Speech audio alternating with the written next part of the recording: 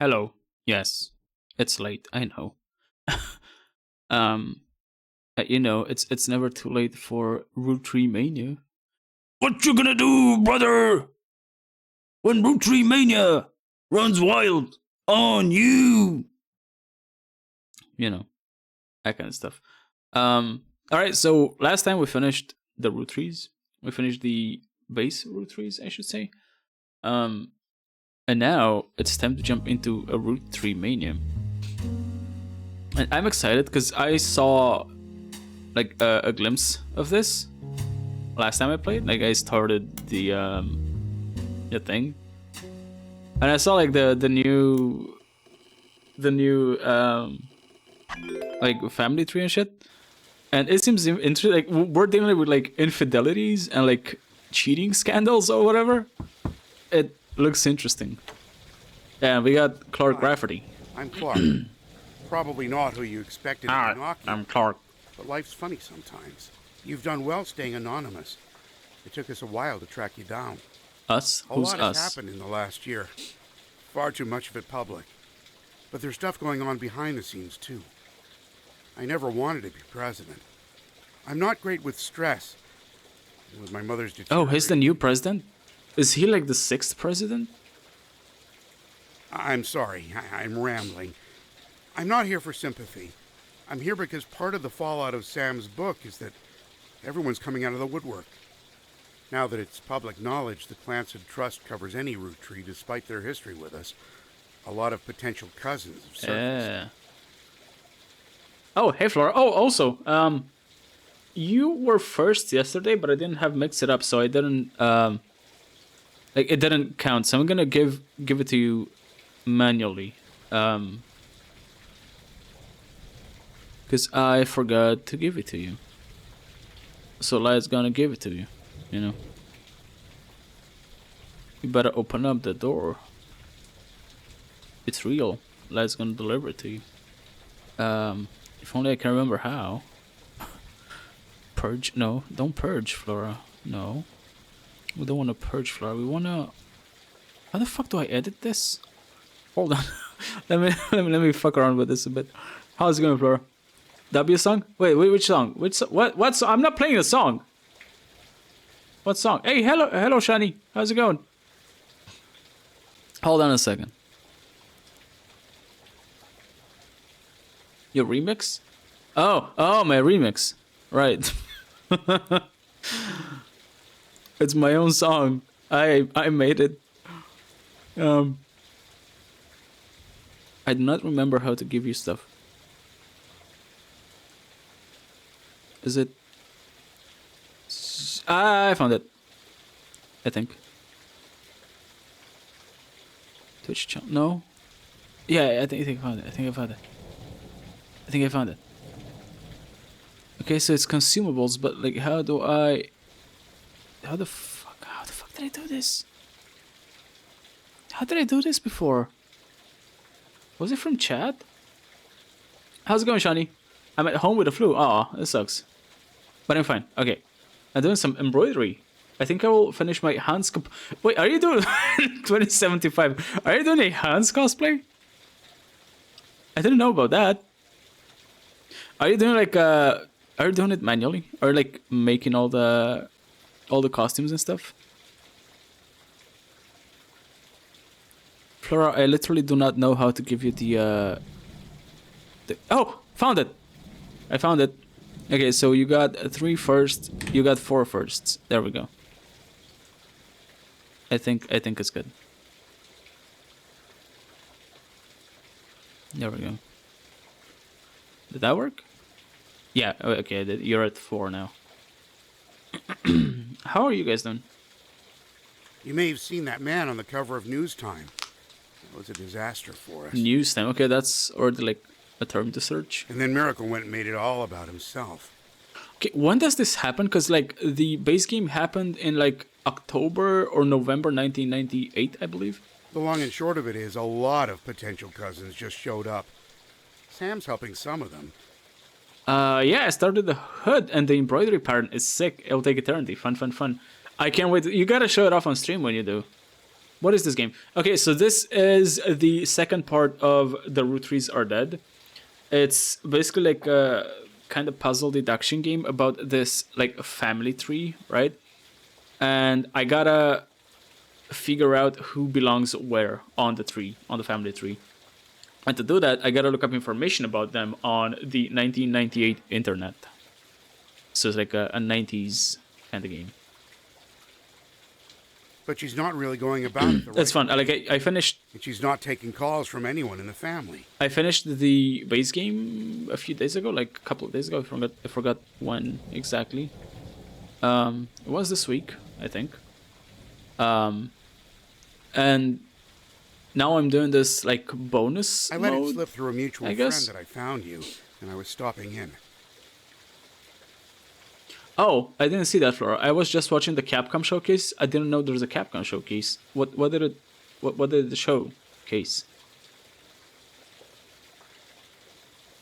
Okay, I have something to watch while I'm working on the cosplay. Good. I'm glad to be your background noise.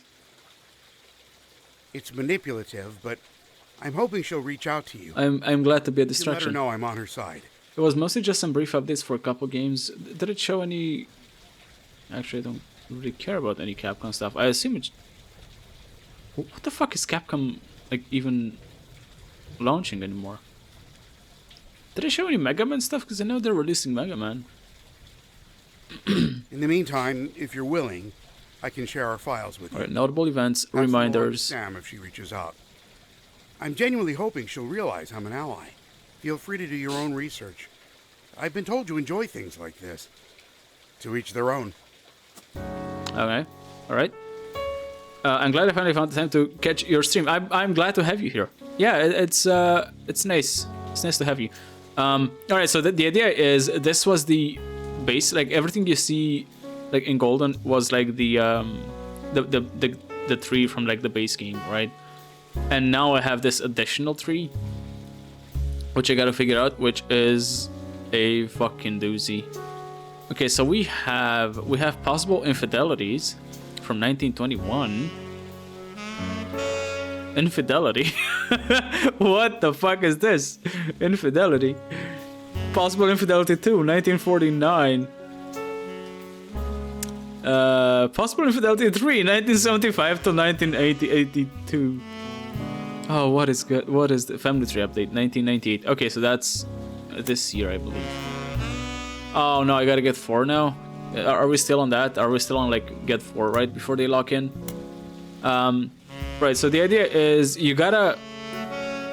So to confirm your choices, you have to get like 4 correct choices, which means like correct photo, correct name, and correct occupation, right? And if you have 4 that are right in all like 3 fields, they kind of lock in and become golden like this, and you can't like change them anymore. Pragmata. Oh yeah, it's Pragmata. Pragmata release date change. Some Street Fighter update on new Mega Man game, updates on Monster Hunter games, and the new RE bundle will be going on sale for on the 30th with 789 in one pack. Yeah, I would assume they would do that because it's only logical. I will say this. I don't know. Like I don't know if there's anybody that's interested in Pragmata, but I personally don't really care about it. I would rather not have to like. Oh yeah, I forgot this is so fucking loud. I'm not really interested in like babysitting a little girl throughout like the entire game. So 9:27 p.m. Okay, so it's August 3rd, 1999. Ooh, thanks for upgrading your Casio PC to Nut OS 1.1. This upgrade includes thousands of bug fixes and enhancements. Your system should be more stable and smooth to operate. Here are some of the highlights. Your computer is now ready for Y2K. Let's recommend shutting it down on New Year's Eve, just in case. File names can now be up to 20 characters long. That should be enough for everyone. Putting a CD in the drive upside down will no longer heat the plastic to dangerous temperatures. We no longer prompt you to replace the printer ink when it's still 50% full. At this age, well. As always, remember, Casio PCs are delicious. Cashew PCs are not safe for human consumption. Any computer parts eaten are done of your own volition, and you assume the risk. The Cashew PC Corporation cannot be held liable for any so-called incidents of computer poisoning. Well, it's gonna be releasing a week earlier. Pragmata? Cool. Can I Google cashew? I wanna Google cashew. Not Google.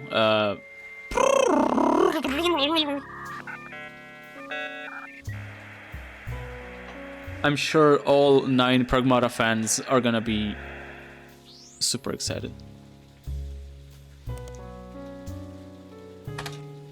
Cashew PC? Ah! The Cashew PC website is now back up after an extended outage. Their advertising department has been trying to spin it as a positive. Cashew PCs always bounce back. The effect on their stock price has been disastrous. They are in serious trouble. Your home computer seems to be working well enough. The other day you thought you heard the grinding noise, but it turned out to be a cat outside your window pushing a tin can around. Alright, let's actually get started and see what we got here.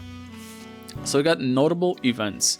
6 pieces. We got 6 pieces now. We got the Roottrees Rift. We got Clark Rafferty LaRue. 5 P's. Roottreemania. And Anonymom. Today is August 3rd, 1999. It has been 8 months since you helped Sam Madsen with the research necessary for her book. Sam was true to her word and paid you an incredibly large sum of money. She never mentioned you by name, however, so you've managed to keep a low profile. The Roottrees, on the other hand, have not. Below is a summary of notable events since the book's release, though you can refresh your memory in full detail by searching online.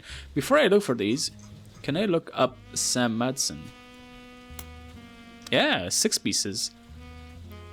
Unwrapping America's Sweetest Family by Sam Madsen was released in early 1999 and perhaps assisted by the still relatively recent plane crash shot to the top of the charts. And Just Word Stories 3 isn't going to get any title updates after launch? Did they do title updates for the previous ones? It's releasing next week and they haven't confirmed any content for after launch. They did. I assume they would. I mean, Capcom are usually pretty good at like updating their games. Time Travel Archive. They're probably gonna keep it updated for a while. Yeah, there's an older version of this page in the Time Travel Archive. Okay, interesting. Top the charts. Reviews were mixed, and its time on the bestsellers list was limited to only 2 months. Most reviewers agreed that the core of the book about Samantha's fathers and the struggles they faced was compelling and that the takedown of the hypocrisy of Elias Roottree was deserved. However, many took umbrage with the timing of the release and the tone of the book, which seemed vindictive. The fallout from the book led to the Roottrees company scrambling to release a statement, and due to a conflict of leadership, famously released multiple conflicting official statements over 3 days. This confusing move was referenced in popular culture due to a late-night sketch about indecisionitis. More traditional analysts have been calling it the Roottrees Rift. A few months later, due to Roottreemania, the book re-entered the charts and sold even better than the first time. They already said there isn't going to be any post-game. Oh, which is a huge departure from the previous games. Oh, okay. Maybe they'll like update it after launch. Maybe they'll add like a post-game update. I don't know. Like I'm not familiar with Monster Hunter stories, so I don't know. But I mean, you know, I never like buy games at launch. Like it's always better to wait for at least a few months. So obviously I would say don't buy it at launch. Wait a few days, wait a few months, maybe even like a year. See if like updates are coming out, and if they do, then you know you'll get it for cheaper like a year from now with like updates and shit. They better, because I'm buying full price to stream next week. Oh boy. Alright. Alright. I'm really planning. Why not stream like the second one? The fallout from the book led to the Roottrees company scrambling to resist. Okay, oh yeah. Roottreemania. What is this? You're viewing an older version of this page from the Time Travel Archive. According to the publisher's website, The Six Pieces is an upcoming book by Sam Madsen. There are no further details. Okay. I mean, obviously I could go to public library and look up Sam Madsen. 6 Pieces? There we go. 1999, hardcover, non-fiction. Sam Madsen's book was released earlier this year and details the truth about the last Roottrie, as well as Sam's fathers, Edward Clancy Roottrie and John Miller. You helped verify her story so much of the book's core contents are familiar to you. That said, Sam had some sections on other family secrets and rumors. Much of it didn't matter to the primary purpose of the book, and some of it is new to you and may be important to your new search. These sections have been added to your notes. Yeah, I mean, if you wanna stream it, Flora, definitely go ahead. But like, you know my opinion on like buying new games, especially if it's like from like a AAA publisher. There's no additional information about the title. All right. So that's Sam Madsen. I just assume it redirects to this. Yeah. Okay. So that was 6 Pieces. Sam Madsen's book about the last Roottrie was released in February. It was a bestseller for a few months. At the time, Carl had not yet been replaced. The Roottrie Rift. In March, the Roottrie company stumbled publicly as they attempted to respond to the book's release, with multiple conflicting press releases and a clear lack of leadership. Why is my mic like that? Weird. I usually don't buy new games, but I'm willing to get this since I bought the previous ones that launched too. I see. I mean, it is your favorite series, isn't it? Clark Rafferty LaRue. I think the last game I bought like at full price, like even before launch. I remember I pre-ordered Cyberpunk 2077 at launch. Well, you know, before launch because I pre-ordered it, and it was such a fucking disaster. I swore I would never like pre-order stuff again. I'll wait at least like a week after launch for any game. Clark was announced as the permanent successor to Carl Roottrie and welcomed Sam Madsen to the family officially. The company hired an outside legal group to handle the changes to the Clansed Trust. This included any other new questions of lineage. 5 Ps. After this announcement, there was a rash of different people claiming to be Roottries, mostly dismissed as opportunists and scammers. The highest profile of these by a wide margin was a rapper named Felix Fellowes, who changed his moniker to 5 Ps as a publicity move. At the same time, 5 Ps is the only notable person on the updated tree. Okay, let's look up 5 Ps. 5 Ps, aka Felix Fellowes, is a rapper who has found some recent radio play after being publicly confirmed as a long-lost Roottrie and entitled to part of their fortune. His alias, 5 Ps, is a play on 5 Pieces, an article he found on a website known for their particularly harsh reviews of modern music gives his most recent album, Root of All Evil, 1 star out of 7 for whatever reason, with a headline, "More poser than my action figure collection."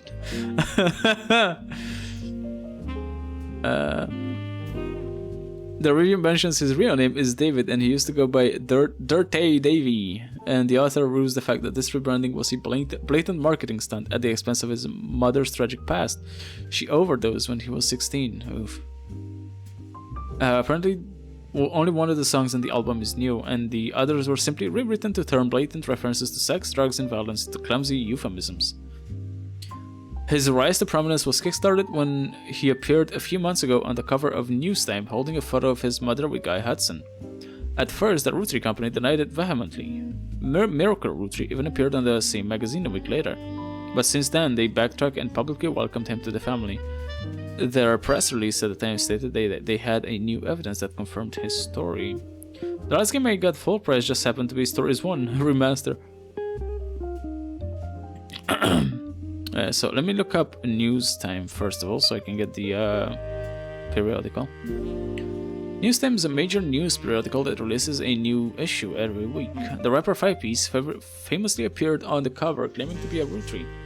Then 1 week later, Miracle Rootree did the same, denying that he was. Because of this high-profile back-to-back discourse right before the start of Roottreemania, they appear to be the de facto publication to get news about the ongoing Rootree saga. They reported record subscriber numbers during this time, which lasted until the end of Roottreemania, when the world generally stopped paying much attention and they went back to reporting on more traditional news. Newstime appears to be available via your periodical search. Before I look anything up on that, can I look up Dirty Davy? According to fan sites, Felix Philoways is not 5-Piece. 5-Piece's actual name. His birth name was David Philoways. Why Felix then? Dirty Davy was 5-Piece's previous stage name. He used to sell records and perform live shows in Portland under that name. There are some people selling his old mixtapes on auction sites. One is apparently called Dirty Devil and the other Dirt Poor. Can I look these up? Can I go down this rabbit hole? Dirty Devil was 5-Piece's first mixtape, released as Dirty Davy from the early 90s. There's discrepancies and debates about what year exactly it was released based on some of the pop culture references, with the range thought to be somewhere between 1992 and 1994. One of the songs, Yes I Can Jump, seems to be at the center of the confusion. Some fan sites claim that there are multiple versions with different track lists and song lengths on them, though because there's very little evidence of the mixtape online as it is, it's even harder to verify that information. Can I Google or like spider search Yes I Can Jump? Yes I Can Jump is a song that was on 5-Piece's mixtape, Dirty Devil. It seems to be the only song that didn't make it out to his studio album that people thought should have. In it, he referenced a popular movie from 1992 called White Man Can't Jump. Yep. This reference has caused some confusion amongst the fanbase. Because of it, it is agreed upon that the mixtape had to come out in 1992 at the earliest. But others point out that Fellows references seeing the movie on his 17th birthday. This would have been in 1994. Some take this to mean that the album had to have been released in 1994 at the earliest. Others claim that he was likely just trying to make himself sound older, since in response to some of the more questionable lyrics, he had stated multiple times that he was just a dumb kid when it was released. Can I spider search White Man Can't Jump? Oh, well, I just read Rex back here. Alright. Let's go back a few pages. Dirty Devil, Dirty Davy, Dirt Poor. Dirt Poor was a mixtape by Dirty Davy released in 1996. There's a lot of online discourse from people who like to point out that in one of the songs, Phoenix Fellows includes someone that would be revealed to be his own distant cousin, Raina, in a list of attractive women. Ooh. The lyrics to one of the songs, Heat, mentions a few different prominent female actresses, models, and musicians from the 90s, and provides a crude pun or line about what Fellows felt about them. When re-released in 1999, much of the rhetoric was toned down to be less overtly profane, and the line referencing Raina was clumsily replaced by Dana, a reference to a character from the X-Files. Can I spider search X-Files? Is this a thing? Aww. Dana? Nope. Alright, we got something, I think. Yeah, Heat. Wasn't it Heat? Where's Heat? Aw. Okay. I guess not. 5Ps. Root of All Evil. Can I spell search this? Root of All Evil is 5P's debut album. According to various sources, the album is mostly material that 5Ps recorded for his mixtapes before he became notable, but re-recorded with lyrical differences and professional production. All Your Problems was the first and only single released. After dropping the single, 5Ps announced he'd retained the infamous celebrity lawyer Stevie Whitlock to sue his family. To date, it doesn't seem like he followed through. At first, the single didn't make much of a splash, but Whitelock, known for publicity stunts, paid thousands of teenagers a few dollars an hour to call in and request the video on MTV, which increased its profile. MTV eventually caught on and banned the video altogether, which in turn received national news coverage and made the song even more popular. I do like that they reference like real life properties, I guess. We got MTV in here, we got X-Files, we got in the other one we had the Star Trek Easter egg.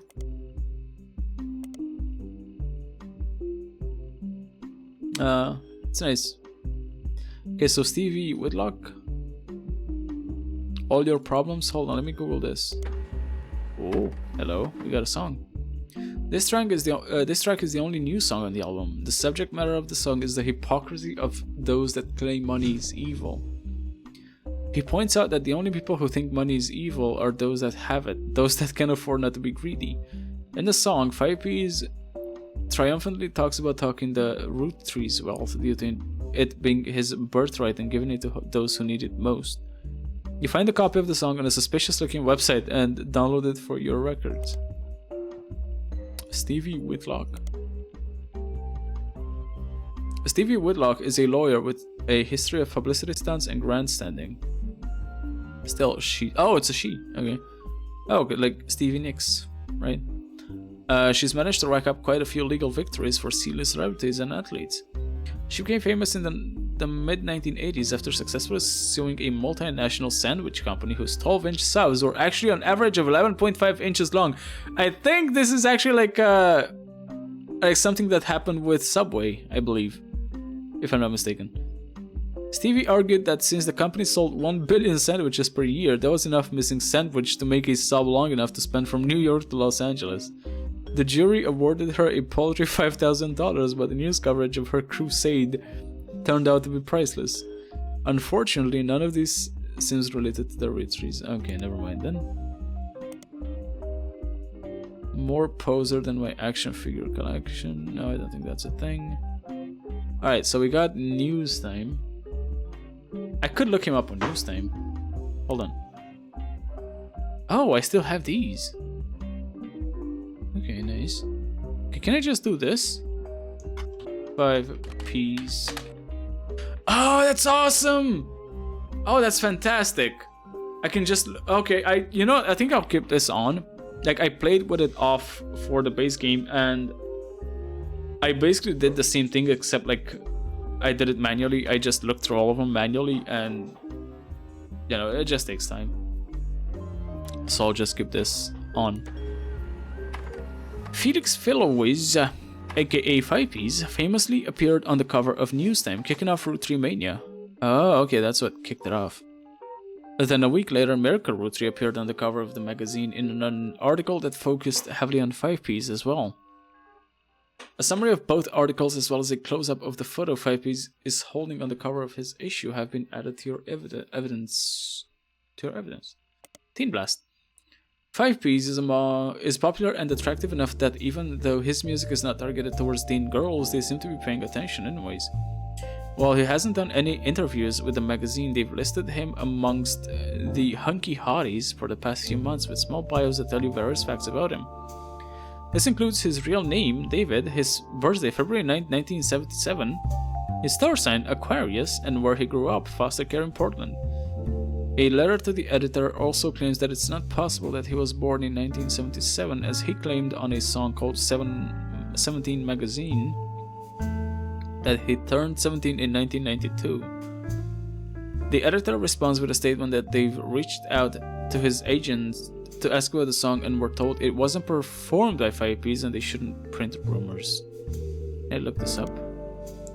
17 Magazines. 17 Magazine, okay. 17 Magazines, sometimes referred to 17 Magazine, okay, is the title of an unreleased and controversial song by Dirty Davy. There's mention of it on a few sites, claiming that it was on the first release of his first mixtape, but was removed. There's no audio or visual evidence of it existing, but there are independent accounts from people who have claimed to have heard it, and they do generally line up. According to their recollection, it was about many different loosely connected occurrences of the number 17, mostly violent. The intro states it was written on Davy's 17th birthday and involved a fictional but glorified series of murders at a fashion show for a teenage magazine with a similar name to the song title. The person doing the violence was apparently trying to beat Dahmer's high score. Jeffrey Dahmer had pleaded guilty to killing 16 people in 1992. Okay. Due to major acts of gun violence in schools earlier this year and the subsequent backlash against violent music and video games, it is generally considered in very poor taste to bring it up. Most of the people that enjoy mentioning it online are either trolls or trying to shock people or come from the morbidly curious corners of the internet. Can I look up Jeffrey Dahmer? No. We're not looking up Jeffrey Dahmer. Hunky Hot, is this a thing? Nope. Okay. Can I look up, what was his name? Miracle? Huh? Oh, wait. Search all. Newstime and Butler County Times. Miracle Roottree appeared on the cover of Newstime denying that Felix Fellows was a Rootree. The article from the issue with Miracle on the cover was added to your evidence?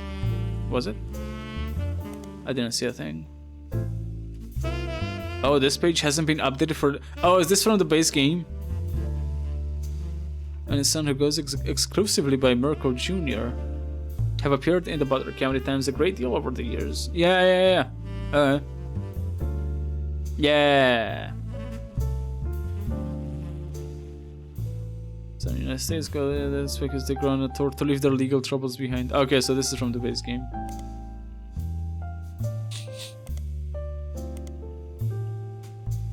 Alright. So we know who 5Ps is now.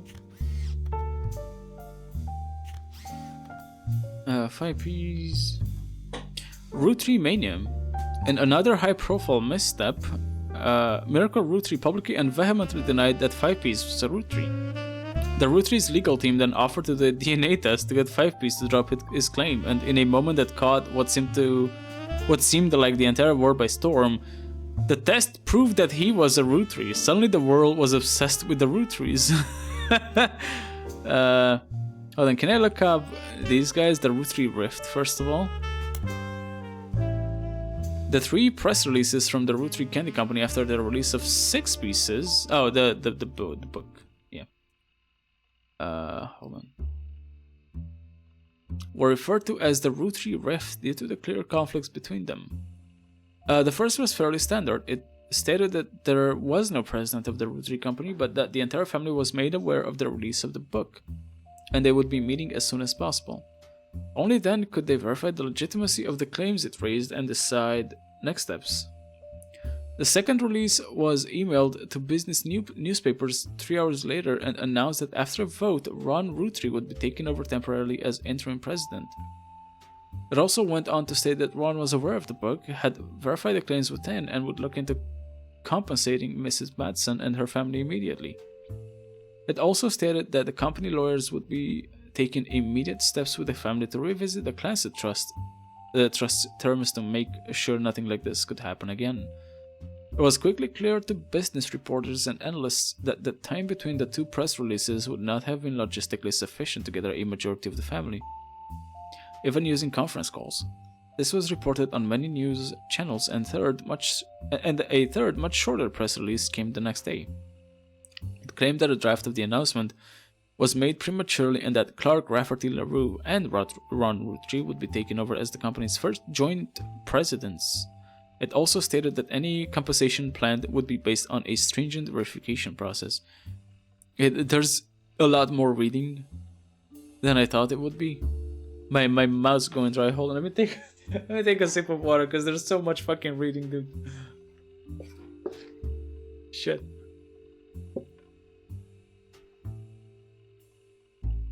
Yeah, comically large bottle, make your jokes.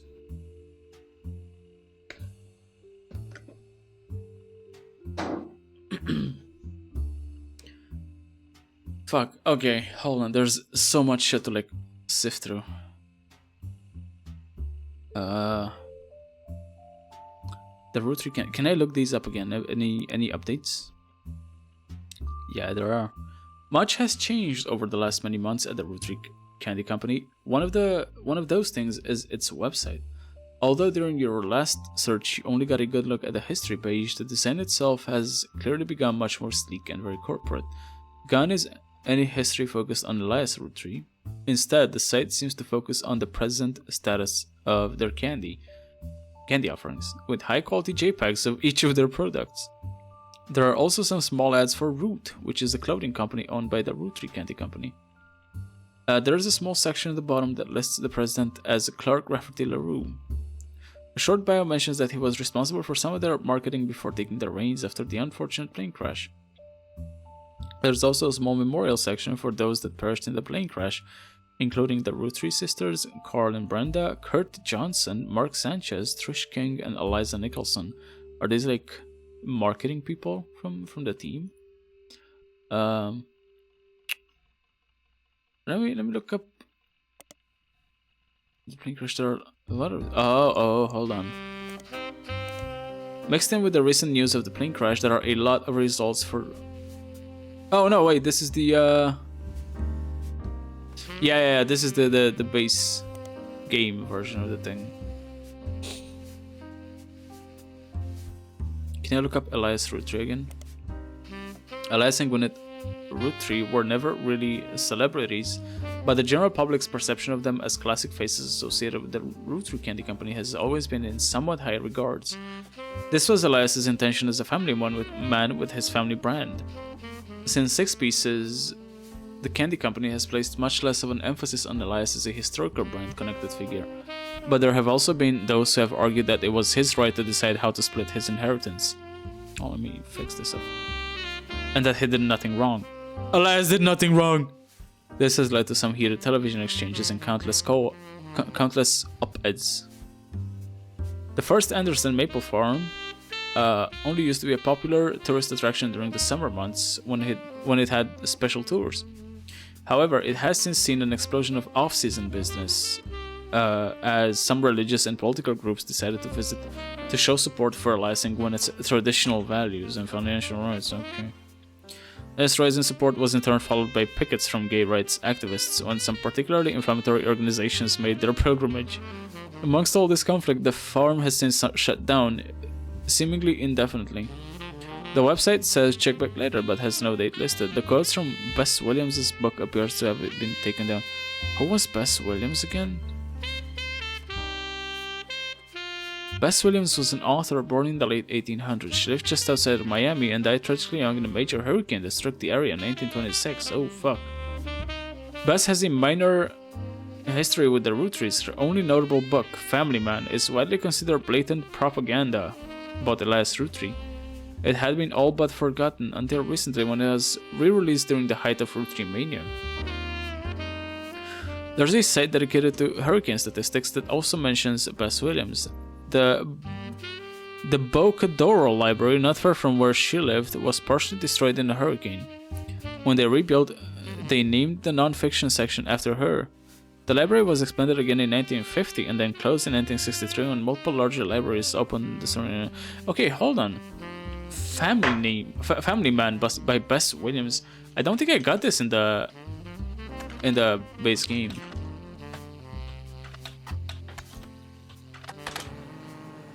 A reprinting of an old book about Elias Roottree. It's blatant corporate propaganda. And apparently this has an archive. Bess Williams was an author born in the late 1800s. She lived just outside Miami.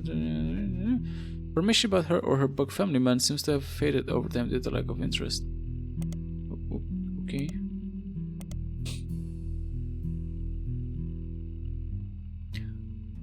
The Anderson Maple Farm, can I? Okay, it just leads back here. Yeah.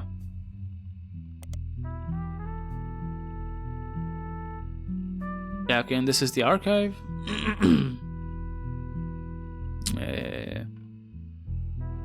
Bess Williams. I don't think I got this. There's so much. Family Man.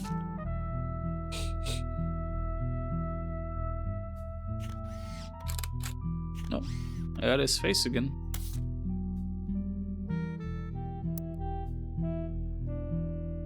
Okay, let me get back here. Let's try to set this place. Nothing wrong. Anything else that I missed?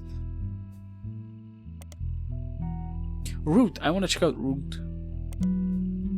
The Root website has a small memorial section to the deceased members of the family, but it contains no new information. The most recent catalog, spring 1999, had an entirely black cover with no text on it. On the leadership page, you learn that Root is currently managed by a designer who was apparently Brenda White's second-in-command. Who the fuck is Brenda White? You don't recognize her name, and she seems unrelated to your search. There's also a scholarship page on it. On it, you find information about the Roottrees sisters' fashion scholarship. It is awarded to 3 underprivileged high school girls each year who wish to pursue a career in fashion.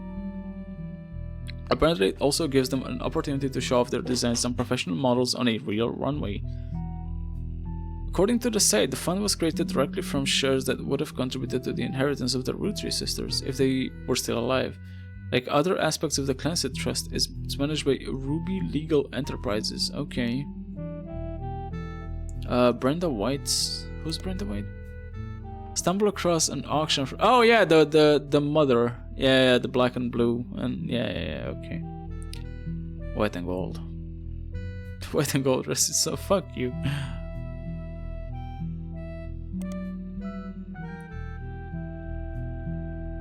Roottrees sisters?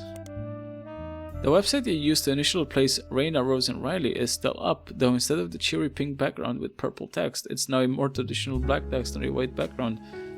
The young webmaster has turned the site into a memorial for the sisters and their father. It seems like she did end up getting her ears pierced like Rose, after all. Regardless, there's no relevant information, just a picture of the girls with a sad MIDI piano playing in the back. I don't like that. Come on, man. From other higher profile sites, you find that a charity has been set up in the girl's name, the Roottrees Sisters Fashion Scholarship. It's fucking sad, dude. Poor fangirl. Oh, does it just lead back to this? Okay.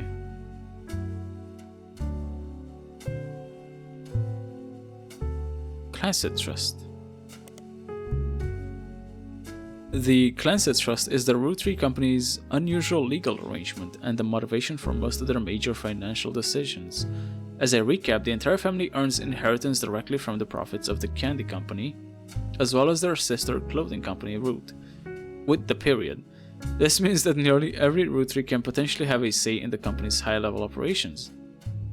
Historically, this has caused the family to be slow to approve any major expenditures that could significantly dig into the profits. After the release of 6 Pieces by Sam Madsen, the Clancy Trust came under heavy scrutiny. Sam, her children, and her grandchildren should have been all covered under the trust, according to the wording revealed during an internal family conflict between Ron and Robbie Roottree. It seems that those who wrote the trust, Clancy Edward Roottree at the direction of Elias Roottree, purposely deceived the rest of the family about the exact details of how it worked in an attempt to keep Sam and her father, Edward Clancy, his own twin brother, in comparative poverty. Because the rest of the family made money hand over fist, they had very little motivation to question their understanding. Sam's book revealed this to the public, and it did not go over well. Clark Rafferty LaRue took over the company, and his most celebrated move was his first official one. He ensured Sam's family would get their share. To help facilitate this, the inheritance aspect of the trust is now under the control of a third party, Ruby Legal Enterprises. This ensures that the financial motivations of Roottrees family members will not interfere with the investigations into potential new Roottrees. According to Clark's letter, however, some family members are still doing their best to slow the investigation by refusing to answer questions. Okay. That's some fucked up shit. Ruby Legal Enterprises, who is this?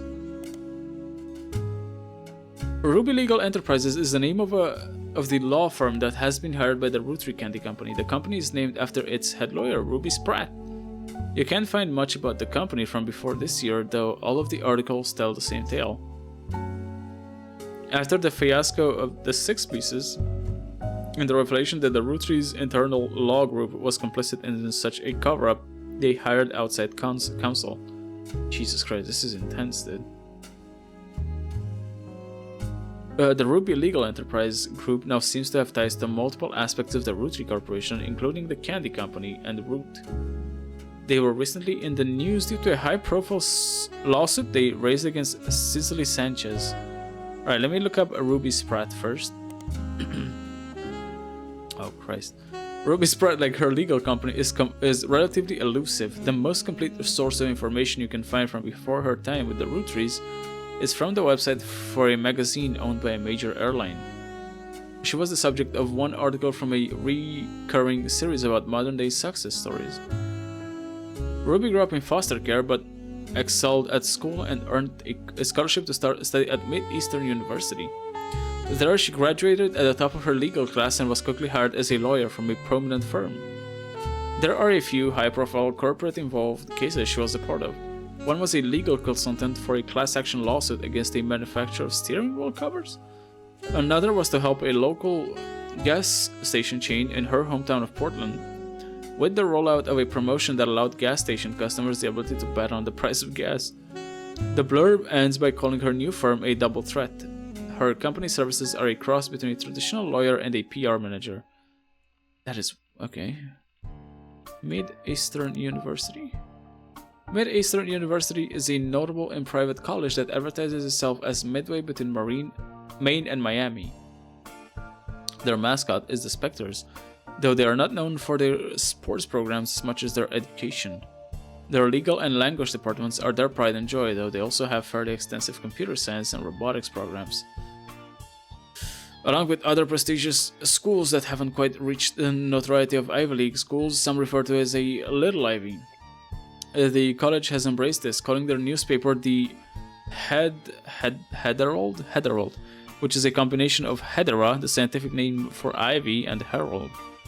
Their website boasts that they have a historical technology museum on campus, including a still-functioning computer from the 1960s that takes up a full room. They also have a printing press they use to print one special year-end issue of the Herald each year. Okay, we got a new periodical. The Herald is the school newspaper of Mid-Eastern University. It appears to be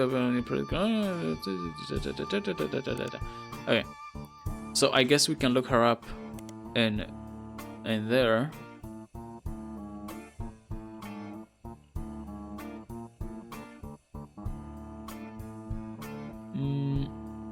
We could also look up. Where is that thing? There was like something else I could look up. Oh, not in here. It was like here. Cicely Sanchez. Cicely Sanchez is an author best known for Portrait of a Changed Man, released in 1979. Her follow-up, Foreign Gospel, 1984, did not perform as well critically, but still sold quite respectably. She has written a few more books since then, including a biography of Van Gogh. But her first two are her claim to fame. According to a site about authors, Cicely is known for her non-fiction, with a focus on exploring darkness in the human psyche. Recently, Cicely appeared in a magazine called Picotti, with an article about a book she had been commissioned to write for Guy Hudson. The magazine and Cicely herself were immediately issued a cease and desist due to its inclusion of pictures that she never had the rights to publish. The issue was pulled from store shelves, making it an instant collector's item. Picotti! Oh, come on, man. God damn it. I thought I would get the, what's it called? The periodical. Picotti.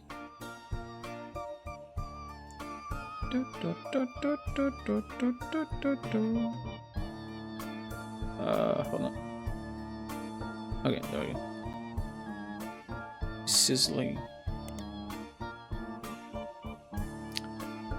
Okay, so I got Ruby Spratt in the. Oh, okay, never mind. So we got Newstime, we got Business Watch, and we got the Herald. Newstime briefly covered a lawsuit between Ruby Spratt and Picotti, surrounding Cicely Sanchez. They said that Sisley didn't have the rights to redistribute the photos in the magazine of Guy Hudson. Picotti apparently announced that they would be pulling their issue the following day the moment that Ruby Legal Enterprises threatened them. This caused the issue to sell faster than any other in the magazine's history, though only for a day. Even people that would never have normally purchased it went out of their way to buy one just in case it would be worth something someday. It especially caught the eye of conspiracy theorists who assumed that anything worth suing over would have to be hiding something. An expert legal analyst from Newsstand stated that it was unlikely that Ruby could have had the story pulled if it had gone to court, and Picotti likely got more eyes on it than it would have if the Roottrees just ignored the story. Picotti sounds like a fucking Pokemon. Go, Picotti! Business Watch. Oh, fuck! Clark Rafferty LaRue, as well as Ruby Spratt and her company Ruby Legal Enterprises, were featured in Business Watch after the company took over as keepers of the Clancy Trust. There's an article about the process that interviews both Clark and Ruby. It seems that Ruby actually approached the Roottrees sometime in late March after the Roottree rift, but well before Roottreemania. An accomplished but relatively low-profile lawyer, she offered to work for very little money as long as she could be a public face to build her reputation. The family quickly jumped on this chance, as many family members often attempt to spend as little as possible to keep their shares of the Clancy Trust as high as possible. After looking over the Clancy Trust more carefully than anyone had in years, Ruby came to the conclusion that Clancy Edward Roottree's implementation was not legally sound, and that there would be constant legal challenges without some modifications. The family decided to put her in charge of the trust, both legally and in as a public face. To prevent further issues, Ruby Legal Enterprises has been described as a mix between a law firm and a PR firm. Her first move, as sort of a trial run before she was even hired permanently, was to help them draft a public statement accepting Sam into the family and declaring that they'd begin to address the Clancy Trust. This went quite well, and they officially hired her in early April. Ruby Legal is now in charge of many financial aspects of the company, including verifying any claims to the trust and organizing the scholarships. Holy shit, there's a lot of fucking writing, dude. Fuck. Okay, this is the Clancy Trust. Ruby Spratt graduated top of her class from the Mid-Eastern's Legal College. Her valedictorian speech was somewhat controversial at the time, as it was quite serious with a heavy focus on wealth inequality. This didn't go over well with the predominantly middle to upper class audience in the attendance. The editor of the Head Herald at the time said Ruby, unsatisfied with simply earning her place at Mid-Eastern with a full scholarship, went on to earn a captive audience of her peers with a perfect GPA. It felt like the ideal location for a celebration of an undoubtedly incredible individual. However, by the end of her speech, there were many in the audience that wished that neither of those events had transpired. It was a passionate attempt to use her soapbox to proselytize her fellow students and their parents into their religion of poverty. But unfortunately, judging by the silence, that they remained unconverted. I did not expect to have to read so much. Previously on the Roottrees are dead. Who was that? Oh, Miracle.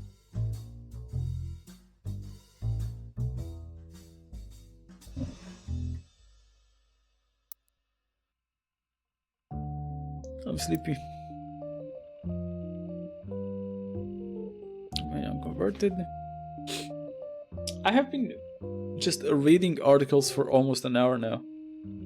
I haven't even put a face to one of these. Jesus. This person is also on the original tree.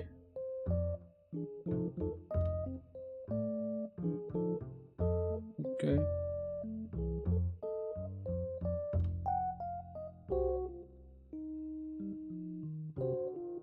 Infidelity.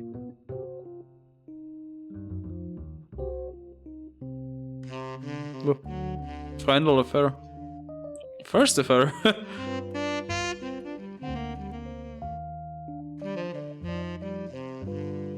That's some fucked up shit, dude. John Doe. Okay, we don't know who that is. You can open this envelope after the whole family tree has been filled, and you'll have to be extra sleuthy this time around to deduce the truth. Pay close attention to what you find and be sure to look into loose ends.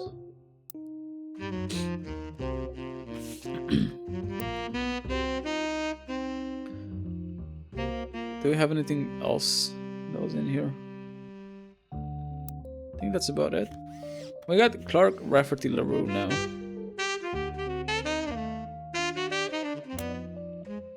Clark Rafferty LaRue is the new president, the new president of the Roottrees Corporation. This does not include Root, which appears to have its own new leadership. In early March of 1999, about 5 months ago, it was announced that both Clark Rafferty LaRue and Ron Roottrees would be taking over for what was essentially described as... Can you shut the fuck up? With your goddamn jazz trumpet? Holy shit, it's so loud. Why is it so loud?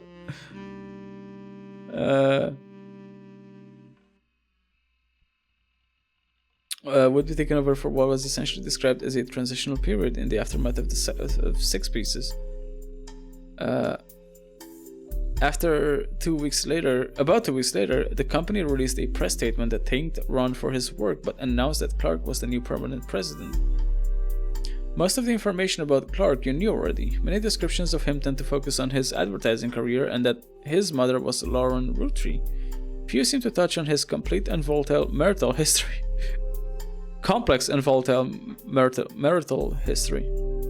Since taking over, Clark has tried to remain out of the spotlight but did have one notable foray into the public eye. He gained a lot of support when his first move was a statement in favor of accepting Sam and her family into the trust. This also served as an announcement that the Clancy Trust would no longer be handled by anyone in the family since, due to their financial motivation, none of them could ever be impartial. Alright, now we got Ron Roottrees. Ron was announced as president of Roottrees during the Roottrees Rift, but the next press release immediately reversed the announcement and instead said that Ron and Clark would take over. A few weeks later, Ron was dropped from the title entirely. There are hundreds of results about this development, but most articles are retelling of basic details. Some veer into heavy speculation based on an article about Ron in Business Watch. Ron also has done some interviews saying that the truth of what went on behind the scenes is not something he wishes to discuss. Instead, he hopes to release a movie about it someday. 3 weeks ago, Ron's mother Gwen died in Paris. He and his brother Robbie have seemingly made amends. That's nice. Can I look for Robbie? Robbie Roottrees was released from French prison after serving a few years for assault. His embezzlement and arrest were partially featured in Six Pieces, as Robbie's participants in the Clancy Trust was a key piece of evidence in Sam's favor, and have since become much more publicly infamous. He has not yet returned to the United States, but when journalists reached out to him recently after the death of his mother, he had issued a blanket statement a few days ago. The death of my mother was hard on our family. My brother and I, after spending time together caring for her and mourning, have finally made amends. It was a highly transformative few weeks when it came to our relationship.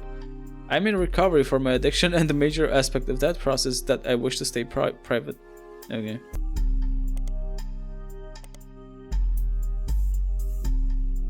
So we got Ron. Anything else I can look up in here?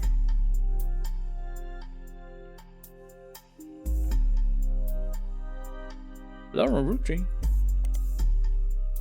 In the wake of Six Pieces release, Lauren Roottrees, author of A Life Between Wars, was tracked down by a reporter. Oh, she's still alive. As being in one of the most upscale memory care facilities in Pittsburgh. Oh, okay. She was relocated back to Pennsylvania when she began suffering from Alzheimer's. Oh, that sucks.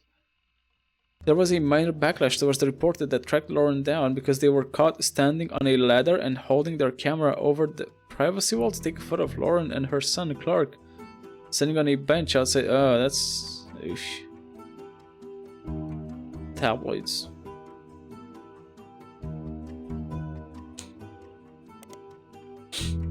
Okay. I'm gonna look up run Roottrie on the periodicals. So we got Business Watch. Ah! Hello, Sock. Good morning. How's it do? How's things? Business Watch ran an article about 2 months after. Also, I'm looking down at the watch, and you finally wake up at a God-fearing hour. It be do. It do. It do be like that. Some people don't some people don't think like it be, but it do, you know. It's raining cats and dogs, really, is it? We've had like really decent weather the past few days in here. Jokes on, oh, okay, never mind. I was up since 4:30 a.m.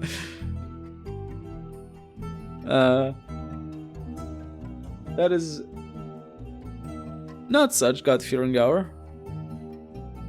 But as long as you're okay. You are allowed to wake up at whatever hour you choose for.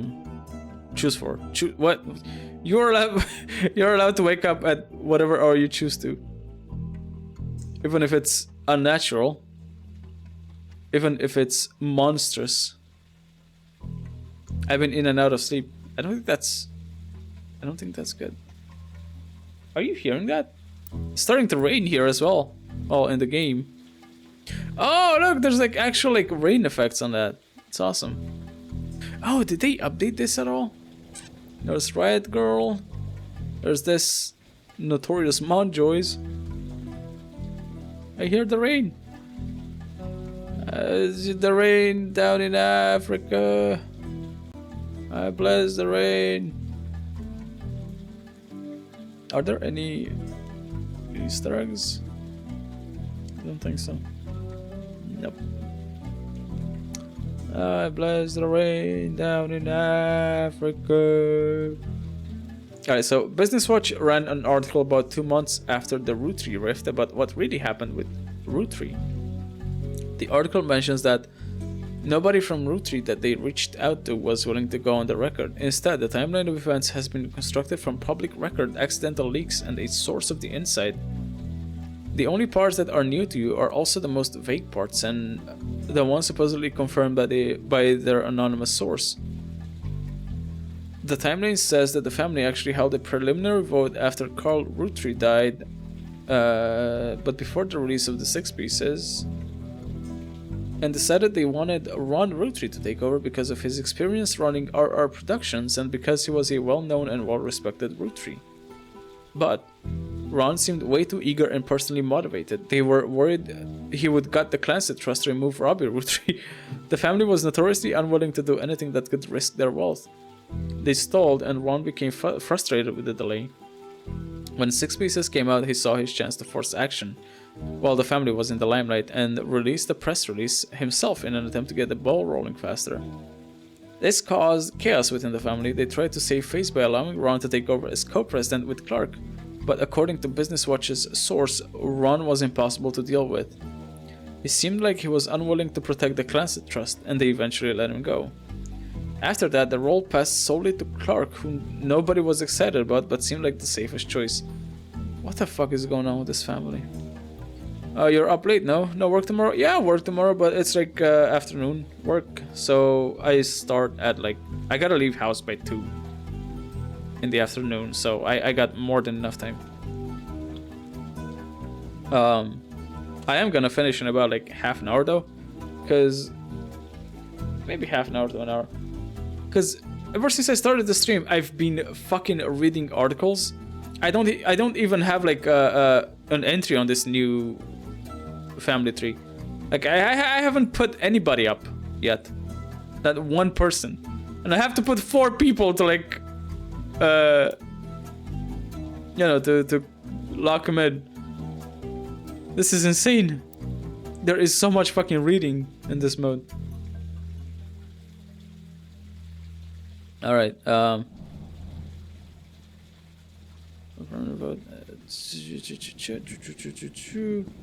Robbie, I think I had RR Productions. Let me look this up. I mean, what else do detectives do? Yeah, they're like the most boring people alive. RR Productions seems to have no project listed in development other than Guys Like Us remake. Guys Like Us remake has been discussed a few times on a website about upcoming films called Movie News. The logo is a cow on a film canister. The rumored cast is Cameron Diaz in the role originated by Gwen, Linda Fiorentino, and Chris O'Donnell. Who the fuck are these people? I know who Cameron Diaz is, but I don't know who these people are. According to leaked news, the remake has been put on indefinite hiatus due to its director, who is speculated to be Ron Roottrees, dropping out in the wake of a serious medical issue, though that's only a rumor. Can I look up Cameron Diaz? No. Linda Fiorentino. Who are you people? Chris O'Donnell? Nope. Nope. Movie news. Oh, okay, never mind.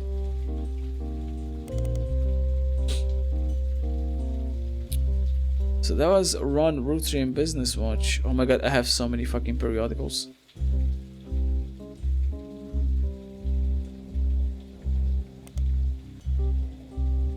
Silver Screen Magazine, Ron Roottrees. Oh, it hasn't been up. Okay, so this is from the base game. Never mind. Okay, I'm not even sure if we've exhausted those search results, but I still have a Roottrees. Did I look up Roottreemania? I forgot. Let's see. I did not. Roottreemania immediately followed the announcement that a rapper going by 5 Ps was actually a Roottrees. Collectively, popular culture seemed to focus on the Roottrees family and 5 Ps for a few weeks before everything felt oversaturated and society moved on. Because of the 5 Ps saga, an underlying thorough line to how pop culture treated Roottreemania was an excuse for everyday people to claim they were also Roottrees. Daytime talk shows had I'm a Secret Roottrees episodes. Late night hosts and guests made jokes about other lost members of the family, and there was a widely shared website where you could fill in your own name to find out if you were a secret Roottrees. When you submitted your name, it simply said no, with an image of Clark Rafferty LaRue giving you the finger. Roottreemania lasted only a few weeks, just long enough for 6 pieces to re-enter the charts, and to trigger new printings of other Roottrees-related media. This includes Lauren's diaries, VHS releases of Gwen's old movies, as well as countless other unauthorized biographies, which mostly seem to attempt to capitalize on the Roottrees sisters, Carl and Brenda. These re-releases were too late to successfully capitalize on or extend the craze. As a result, most of them were failures, and the countless novelty shorts that had variations of I'm a Secret Roottrees became immediately unfashionable, though some people still wear them ironically. Can I look up Carl Roottrees? Carl! Many websites and news articles eulogize Carl Roottrees along with his daughters and wife, Brenda. As far as you can tell, Carl and Brenda Roottrees never had any marital issues. We do come across an article about a Kristen Valdez, who claims to have been Carl's high school sweetheart before Brenda. She does not make any claim about having had a child with him, she just appeared to be paid to talk about his early life. Most of it is boring. She says that they met when he was sent to a private school near her hometown and broke up when he graduated and moved back to Butler County. Okay. Kristen Valdez. Oh, okay. Can I look up Kristen Valdez? No, but what if I look up in...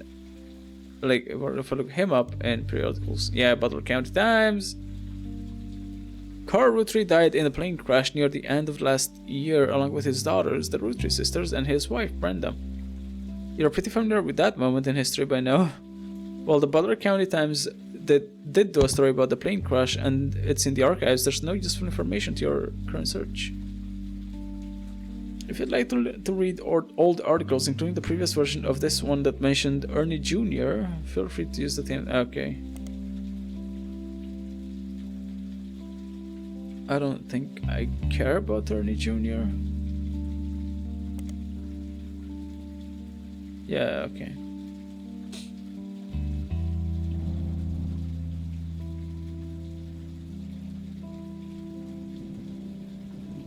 Yeah. Oh, he was the fourth president. That's why we don't know anything about him.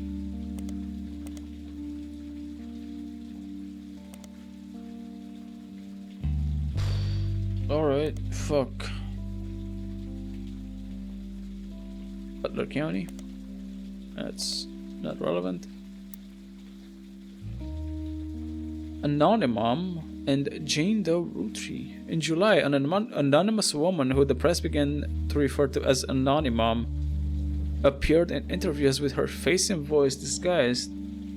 She claimed that an affair with a Roottrees led to the birth of her daughter, aka Jane Doe Roottrees. If true, this would make her daughter yet another secret Roottrees and therefore entitled to a share of the Clancy Trust. Nobody knew it at the time, but this would turn out to be the last chapter in the Roottreemania saga. Okay, before I look up Anonymous, as more and more of Anonymous' story came out, people began to notice how much it echoed 5 pieces in nearly every significant way. The court of public opinion began to turn, confirming the word's suspicions. The DNA test, orchestrated by lawyers on both sides, proved that her daughter was not a Roottrees. This final event caused public disappointment, smugness from doubters, and countless accusations of the entire ordeal being an elaborate hoax or an attempt at fraud. Things got a bit ugly, and the fun of Roottreemania seemed to disappear overnight. Now, a month later, it seems like a distant memory. Okay. Anonymous.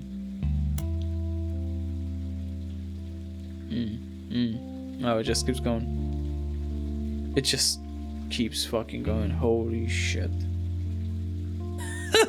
Anonymous was the second high-profile case after Felix follows of a potential new Roottrees being added to the Clancy Trust. Instead of claiming herself a Roottrees, however, she claimed she slept with Guy Hudson and that her daughter was a Roottrees. The accusation came during the height of the Roottreemania and began with a brief TV interview. She appeared in the shadows with a disguised voice and promoted an article about herself in Newstime. In the TV interview and the article, she referred to her daughter as Jane Doe Roottrees. The name Anonymous was not self-inflicted. It seemed to spring up organically because nobody knew how else to refer to her. I didn't realize it was a reading stream. Me neither. I mean, I did expect some reading to some extent, but holy fuck, this is like a whole another level. The day after the Newstime article, Sam Madsen publicly supported Anonymous due to some parts of the story she found particularly credible. With the momentum from Sam's endorsement, Anonymous went in. Okay, now I'm gonna have another drink of water from my oversized bottle.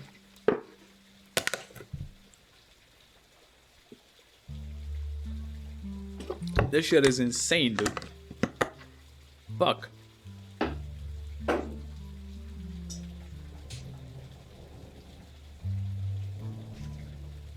So the day after the Newstime article, Sam Madsen publicly supported Anonymous due to some parts of the story she found particularly credible. With the momentum from Sam's endorsement, Anonymous went on a media blitz. Ultimately, this backfired. As more details came out, people became skeptical of her story due to the extreme similarity to 5B's. Her accusation even included many of the same details as his mother's story. This included her job, secretary, and the time period, late 70s. After fumbling the 5B story so publicly, the Roottrees were more prepared to handle all Clancy Trust related cases. Within a week, a DNA test proved that Anonymous' daughter could not be related to the Roottrees. This was announced at a joint press conference with lawyers representing both Anonymous and the Roottrees. Each party ensured their respective clients provided accurate samples. Immediately after the negative results were released, many of those who had already been skeptical felt vindicated. Others who had built up a hope that history could repeat itself after 5Ps felt duped. Many people suspected the whole affair had been a hoax to gain fame and money. Many demanded that Anonymous be held accountable, and some people even began to attempt to track down her true identity. The Roottrees company felt pressured to put out a second statement to try to curb some of the backlash, even going so far as to say, though it was scientifically proven that Jane Doe Roottrees is not a Roottrees, this doesn't mean that her mother and Guy Hudson were not involved in an affair. She had every right to make her claim, as it has been verified that her stories about Guy Hudson were not exaggerated. Please leave her family alone. Many people claim that this high-profile anticlimax and public backlash was the beginning of the end for Roottreemania, since much of the fun was the shared fascination about secret Roottrees. Others think that, like any fad, it had just run its course naturally. Regardless, this was the final notable event related to the release of 5 pieces, and things soon went back to normal. Jane Doe Rootree had already been eliminated as a potential new Rootree by the company's lawyers, who are the ones verifying your work. Anonymous affair does not appear on your updated tree. Okay. So this is all like a dead end, like a red herring. Can I look up secret Rootrees? No. Can I look up Jane Doe Rootree? It just goes back to this. Okay. I'm gonna look up Guy Hudson then. Guy Hudson, who was only president of Rootree for a few years in the late 70s and early 80s, had mostly faded into obscurity, except for the fancy flavors debacle. Oh, is this the one with caviar? Oh, it goes back to this. During Roottreemania, he suddenly rose to prominence again after 5Ps appeared on the cover of a magazine holding a photo of Guy and his mother. Okay, so he's the father. Okay, cool. He's the dad. A few people that existed adjacent to the company in the 70s have come forward with stories about debauchery and swinger parties. Guy liked to throw large holiday parties whenever he had an excuse, and they often got very out of hand. This fact led to some people to speculate that the night he died in a car crash, he was drunk or impaired in some way, but the Butler County Police have released multiple statements and ample evidence that proves decisively that it was not foul play and no party had taken place. Rootree's lawyers have been quick to threaten litigation to everyone who has tried to disparage Guy or the company in public. Guy Hudson in periodicals. The deaths of Guy and Patricia. Oh, this is old news. Yeah. Okay. This is also old news. Alright, can I get started with like actually putting like names to faces and people on trees? So one of them has to be Guy Hudson. Guy Hudson with like a random woman. Infidelity 5Ps. Something like that. Previously on the Roottreemania. On the Roottrees are dead. This is a new investigation with a new focus after many months of newfound interest in the Rootrees. It is recommended you try and catch up with some of what happened since last time. Some web searches may yield new or different results, and some books and magazines from your previous investigations may be relevant to your new one. It's also a much more widespread search. Oh no. The list of first and last names you can choose from will contain red herrings. Not all of them will be used. Oh no! No! No! What? Oh! Oh, sweet Jesus. I have different first and last names to choose from? I can combine them?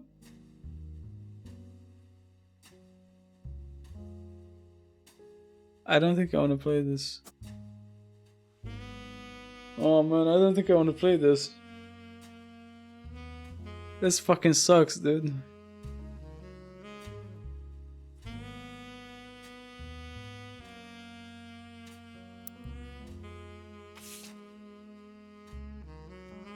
Alright.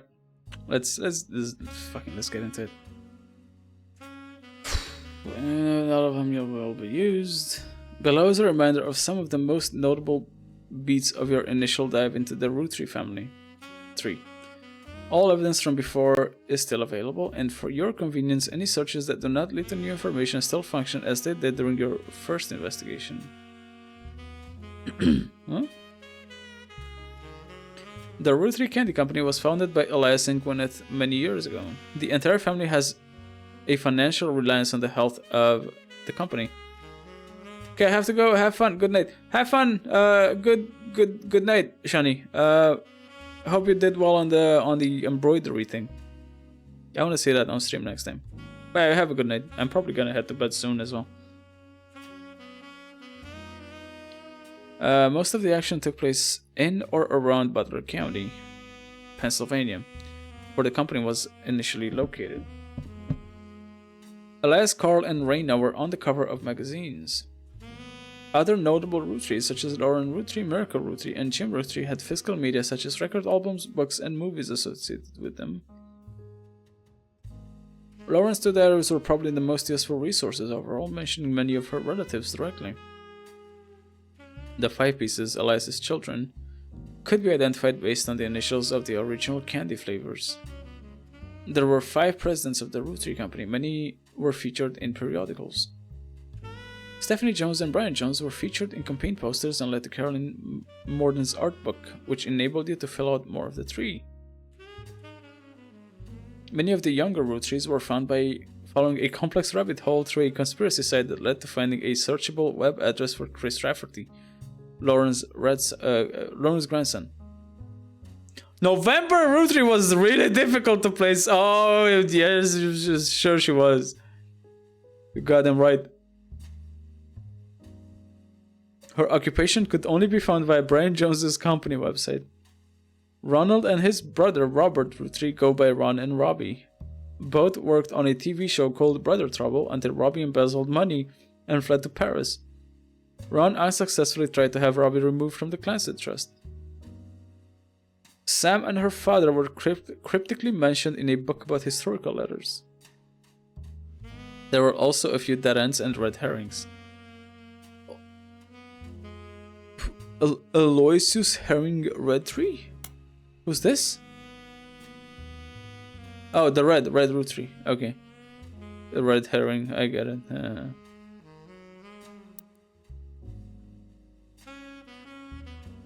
Oh, this is propaganda, okay.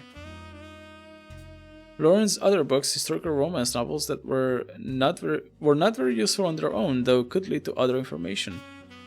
Carolyn Morden's sculptures were not useful. Okay.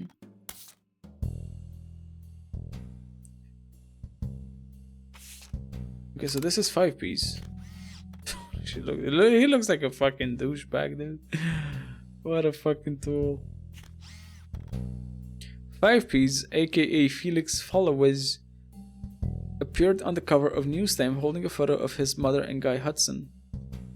The article concerns his insistence that his father was Guy Hudson. The story was dramatic and sensational and initially dismissed as fake. Until a DNA test proved that he was related to Guy Hudson. 5-piece says that his mother Joanna was Zach Morden's secretary when he retired, and then Guy Hudson's secretary for only 1 or 2 weeks after that before she quit. Yeah, the first few weeks that he was president. The parents divorced when he was 4 after his father learned of the affair. Felix and his mother then moved to Portland because she was afraid for her and her son's life. He grew up with her until he was 16, but one day his mother never came home from the movie rental store where she worked the register. The next morning they found her dead from an overdose in her car. She had stolen all the cash from her drawer and spent it on heroin. As Felix went through her belongings, the only things he had to remember her by were a hairbrush she always used, some photos, and a stuffed animal from her childhood. But then he found it. A box hidden in the back of her closet. Inside were love letters and photos related to Guy Hudson, as well as a letter from his father containing threats. He threw it all away, with the exception of the one photo he appears with on the cover of Newstime. He says it was the only one where they were dressed, the only one not from the affair itself. The picture is shown in full inside the magazine and was added to your evidence. The magazine also includes some additional history about 5-piece's career. Felix Fellows was born to Riley and Joanna Fellows. Okay. But has never rapped without a moniker. He tried to find success by opening for other artists, and even by selling CDs on the street corners in Portland. He has only recently started going as 5-piece to harness the power of his lineage. The writer did some research into the truth of these claims and was able to confirm that Joanna did work for the Roottrees company as a secretary sometime during the early to mid-70s. It also confirmed she died of a drug overdose and that Felix went into foster care soon after. They were unable to track down his father. They also reached out to the Roottrees company, but at the moment the company's blanket statement was, since the release of a recent book, Roottrees had seen an overwhelming number of fake ancestral claims. None have been factual, and nearly all have been knowingly dishonest. We encourage individuals to reach out to us in an official capacity as opposed to attempting to use our name in the media for publicity. Okay, I think I can maybe place some of these. Let me get that photo. This and this. A Roottrees family picnic. Oh. Who are those in the background? The rapper 5-piece appeared on the cover of Newsstand holding this Polaroid of his mother Joanna when she was Zach Morden's secretary at a company picnic. He claims that Joanna and Guy Hudson, also in the photo, were having an affair that led to his birth. Okay, maybe I can place like 3 people now. So this is him. Oh, okay, okay, so the originals are like the like in the base game. Guy Hudson. And then we have Joanna. What's the name? Joanna Fellows? That one. Oh shit, we also need the occupation. What was his occupation in the original? 3rd president. Wait, what was he at the time? Ooh. And she was a secretary.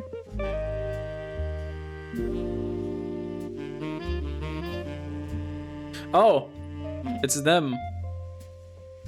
Shit. Okay.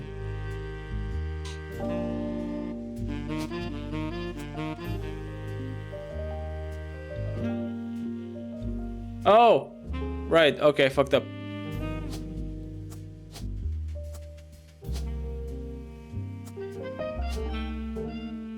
Yeah.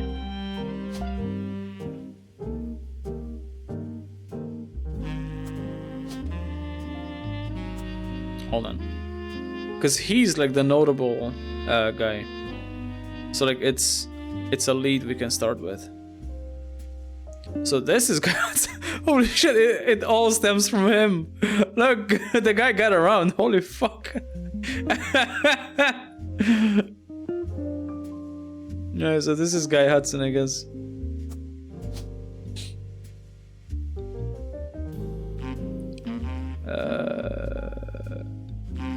Guy. I don't know if this applies still.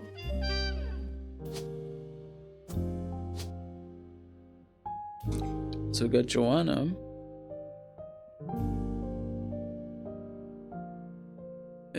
Fellows. And then he is Felix Fellows.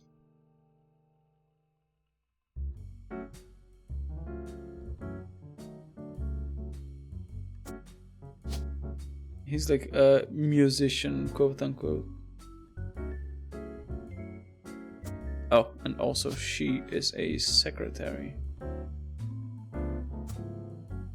So we have 3 of them now. If I can only guess one more. What was the dad's name again?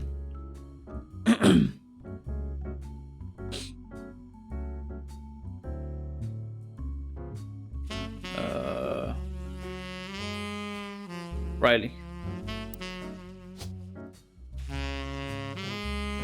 So Riley.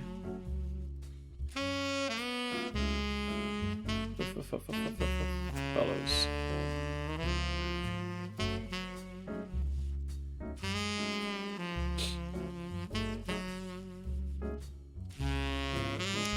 Alright, now I need one more name.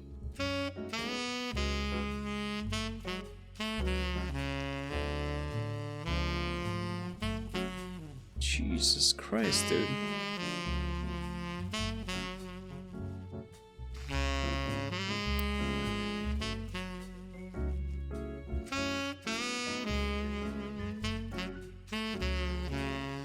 Right. Wait, what does intuition say here now? Oh, the same thing. Okay.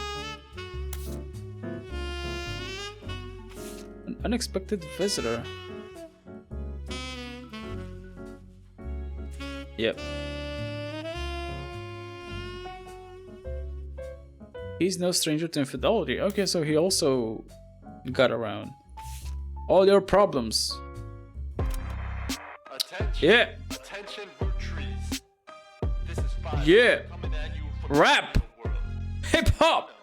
Yeah. You ain't ever lived in. You say money is the root of all your problems. Root of all your Man, problems. y'all are hypocrites, sitting back in your massive estates, built from the cash that your ancestors gave you, acting like you somehow deserve it, based on your family's creations. Yo. But looky here, sonny, don't you come for our money, or you might burn bright in hellfire someday. Can't spell crap without rap. And her two dads. My Okay, can I just read the lyrics without listening to the goddamn shitty song? Shut the fuck up, Christ.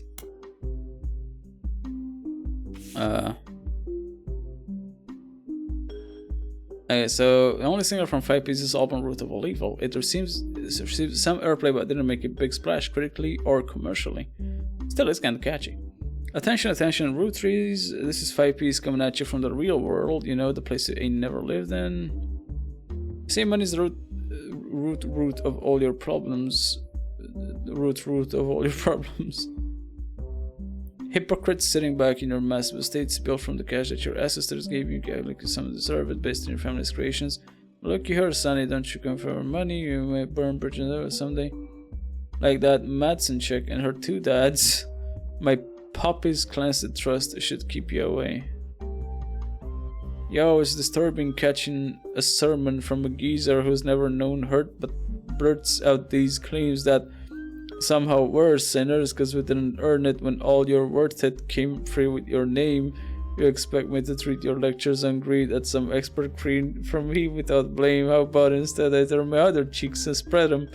You know, give me a kiss, you know, just where to aim. You say money's the root of all your problems. Let me try to take your problems away. Whoever calls dollars the root of all evil, just trying to make small pursuits of real people. Your silver spoon feeds you the world's purest treacle, while real world grows with the needle. Rap. This is rap, boy! So once more with passion, tell this poor tragic orphan how your mansions and Porsches are actually horrible. How I'm better off penniless grasping for morsels. How wanting my share that's actually extortion. Your candy ass name synonymous with sweets. Oh, you wanna call me classless? Some gangster from Portland. But I played that game. I came up on the streets. The only streets you rap in are Park Place and Broadwalk. Oh, never mind. Your hypocrisy monopoly is toppling. When I knock, have Jeeves stop off my pockets, please. Cause the same God that got to steal my mom from me it's what he wants, right? For you to live in poverty. And if you're suddenly not eager to unhand that fortune, that's unfortunate. I guess I'm gonna have to take my portion. I'll do it all legally. Class actions, courtrooms, decorum my way past your fancy ass doorman. Same one is the root of all evil. All evil. Whoever calls dollars the root of all evil, spoons for the needle. Okay. A shitty rap song. Nice. Awesome. Okay, we got a Miracle Roottrees. Old guy. Charlatans and thieves. Miracle Roottrees fires back. Miracle Roottrees appeared on the cover of Newsstand shortly after 5 Piece did. He vehemently denied that 5 Piece was a Roottrees. This article was from before the DNA test that proved it. Miracle doesn't focus much on the details of 5P's accusations regarding his mother and Guy Hudson. Instead, he comes across as exhausted at the events that have been going on behind the scenes, as well as the character of those he feels are attacking his family. He starts with 6 pieces as content. He says that although most of the book was based in fact, it left out anything that wouldn't fit the agenda. He points out Sam's daughter still earns a generous salary for overseeing the farm division of Roottrees, and that Sam did the same before her. That Sam's family was not destitute, and that really was her only son who chose to take on a job with no salary. He claims that though they didn't have to, the family helped pay for her son's medical bills after voting that it was the right thing to do. Miracle also says that the story about his father, Elias, shunning EC was one-sided, leaving out Edward Clancy's blame in the whole thing. Elias gave him a simple ultimatum: stop sinning or be disowned. Miracle says, stop sinning! Miracle says it was EC's own choice and that Elias allowing him to earn food and shelter on the company's dime was a kindness, especially considering that he and John continued to live together. Stop sinning! Miracle then pivots to the fallout from the 6 pieces. He recounts a deluge of claims to the Clancy Trust that the family have been subjected to. He doesn't cite any specifics, but said that every time someone comes forward, the family devolves to arguments. They've had to hire an outside legal team to help, but so far every case has been demonstrably laughably false. All they do is tarnish his family's reputation. He focuses on 5Ps who appeared on newsstand before him. He calls him a grifter and a delinquent and says he's using their name and products to sell filth to the masses.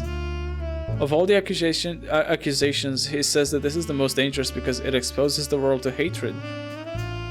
He cites 5P's lyrics as violent, sexist, and ungodly, and prays the boy will repent, retract his lies, and find religion.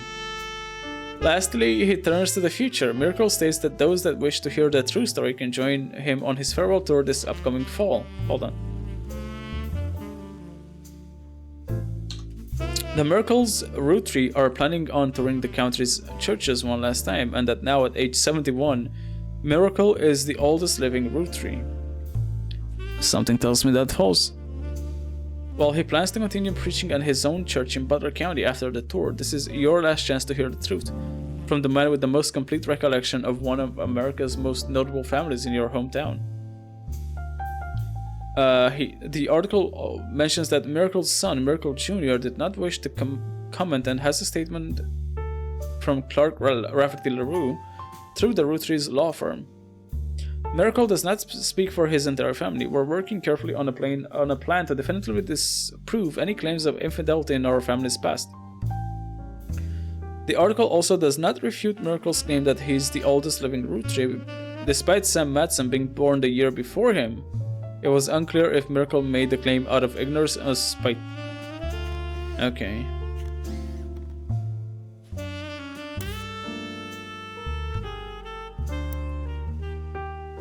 I wish I could... I mean, I could. Hold on, because I can play someone else. I can place Clark Rafferty somewhere. Oh, I don't have a photo of him. Shit.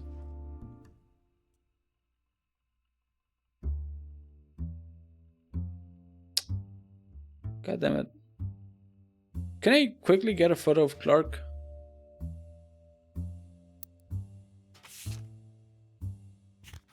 Oh, that's the, oh, I can't take a photo of him.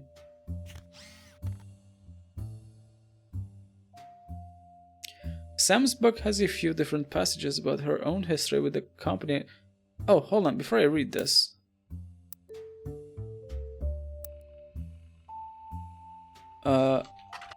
Clark Rafferty.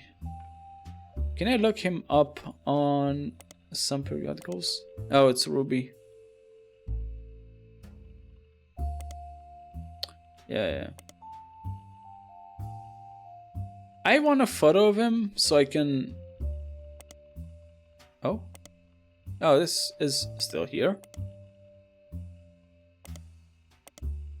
Okay. I want a photo of Clark so I can put him on the thing.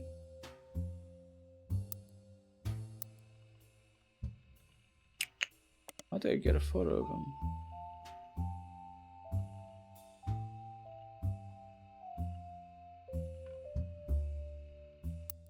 Do I really not have a photo of Clark? Cause like I wanna lock it in. No.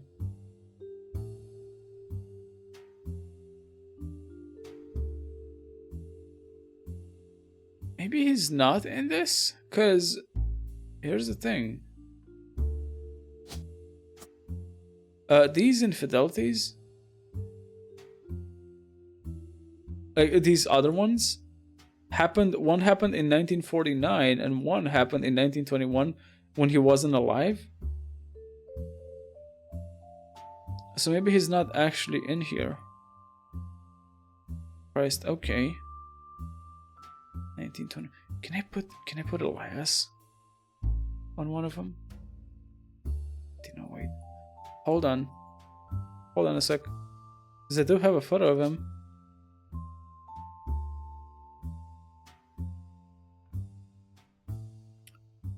Roottrees Elias. First president. It's gotta be one. Was he still alive in 1949?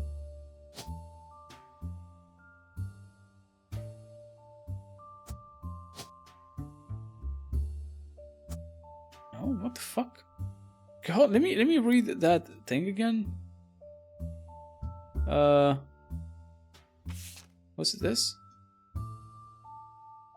Oh, I did read all of this.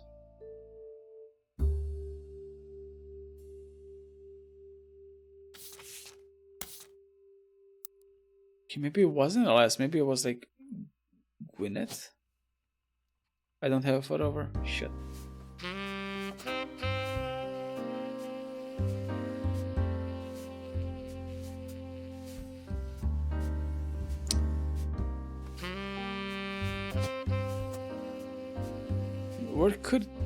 Where could he even go? I can't put a photo of him up anywhere.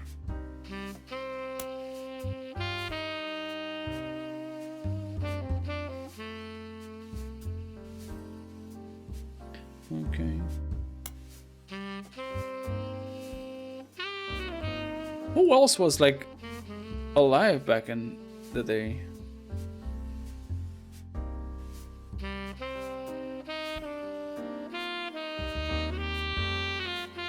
Oh.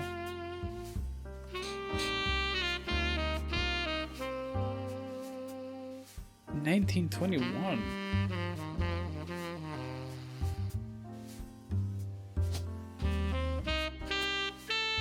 Are these not correct then? They should be.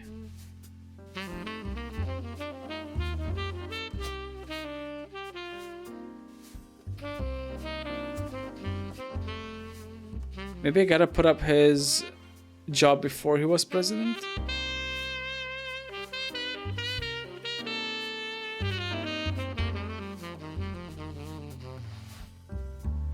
What was it before he was the president?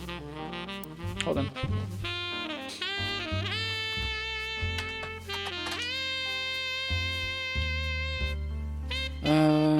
Fancy flavors. Show older.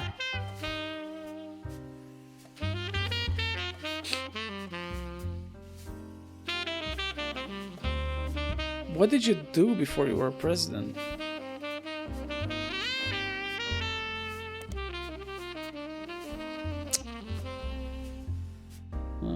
Combinations have gone forward with stories about debauchery and swinger parties.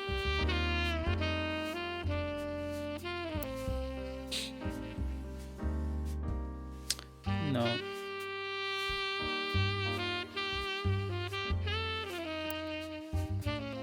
Okay, I'm already kind of like stuck. I didn't read. What is this? The dictionary defines propaganda as information, especially of a biased or misleading nature, used to promote or publicize a particular political cause or point of view. But if they were to replace that definition with a picture, it would be a picture of this book. The book tells you nothing new about Elias, and from what you know of his true feelings towards some of his extended family, you're not sure it tells you anything true about Elias either.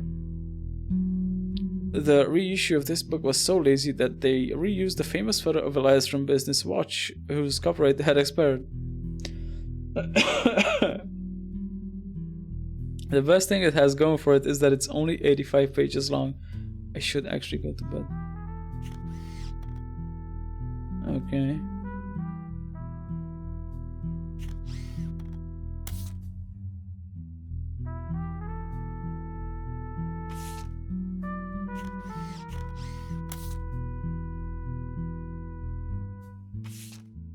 Six pieces. Sam's book has a few different passages about her own history with the company and the rumors and gossip she collected during that tenure. She ran the farm. She ran the farm for a period starting around 1968, after the death of Elias Roottrees, until her daughter Gwyneth took over in 1984. Most of the relevant rumors coincide with the reign of Guy Hudson, who took over as president in 1978. Sam was very much not a fan of Guy, and according to Six Pieces, it was an open secret within the family that Guy was very much not a fan of remaining faithful to his wife, Patricia. Can I look up Patricia? Many of their hires at the time were young, single women, and Guy often spent a lavish amount of money on private parties. This was 20 years ago, and Sam warns that most of it is hearsay. Still, you find the following information that may be relevant. One of Sam's farm supervisors was named Elizabeth. Elizabeth! I love you! Elizabeth has a daughter who Sam never met, but who worked as one of Guy's secretaries. According to Elizabeth, a caterer from a local restaurant called Antonelli's. There are a large number of Antonelli's restaurants, not because it's a chain, but because it seems to be a common name from Italian restaurants. You may need to use a more local resource. Okay, I know what you're talking about. I know what you mean. Antonelli's is an Italian restaurant, and it has been in the Butler County Times twice. The most recent time was when it closed in 1992. The owner, Rochelle Zimmer, sold the land the building was on, and at the time of the article she was unsure if the restaurant would move to a new location or if she would retire. Many years before that, there's a puff piece from Valentine's Day in 1978 that asked recently married residents of Butler County how they met. Christine Garland responded, she and her husband Steve, who was a chef at Antonelli's. Okay, hold on. This I already have like a bunch of names. What about I take a break now? it's fucking late, dude. It's like almost 2 a.m. This is a whole different beast than I anticipated. It is insane. There's so much in it.